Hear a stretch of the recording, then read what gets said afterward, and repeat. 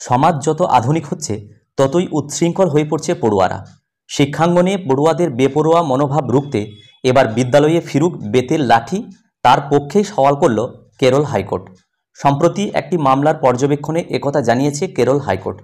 তরুণ প্রজন্মের ছেলেমেয়েদের ভালো পড়াশোনা শেখানোর পাশাপাশি তাদের সবক শেখাতে বিদ্যালয়গুলিতে শিক্ষকদের হাতে ফের বেতের লাঠি ফিরিয়ে দেওয়ার প্রয়োজন বলেই পর্যবেক্ষণে জানিয়েছে কেরল হাইকোর্টের বিচারপতি পিভি কুন্নিকৃষ্ণন। বিচারপতি বলেন, বর্তমানে পড়ুয়াদের মধ্যে বাড়ছে অপরাধ প্রবণতা। এমন একটা সময়ের মধ্যে আমরা যাচ্ছি যেখানে শিক্ষকদের যোগ্য সম্মান দেওয়া হচ্ছে না, বরং এখনকার দিনের পড়ুয়ারা মাস্টারের উপর চড়াও হতেও দুবার ভাবে না। শুধু তাই নয়, আইনি জটিলতার ভয়ে শিক্ষকেরাও বেত নিয়ে স্কুল যাওয়া থেকে বিমুখ হচ্ছেন। কেরল হাইকোর্টের পর্যবেক্ষণ, কিছু কিছু অবাধ্য বেপরোয়া পড়ুয়াদের জন্য শিক্ষকেরা নিজেদের কর্তব্য সঠিকভাবে পালন করতে পারছেন না। আদালত জানিয়েছে, শিক্ষকেরা চাইলে তাদের বেত নিয়ে শিক্ষা প্রতিষ্ঠানে যেতে পারেন, তবে এটি সবসময় ব্যবহার করার প্রয়োজন নেই। জানা গিয়েছে, বেশ কিছুদিন আগে কেরলের একটি স্কুলে ছাত্রকে বেত মারার অভিযোগ উঠেছিল মাস্টারের বিরুদ্ধে। সেই ঘটনায় মাস্টারের বিরুদ্ধে থানায় অভিযোগ দায়ের করেন ছাত্রের পরিবার।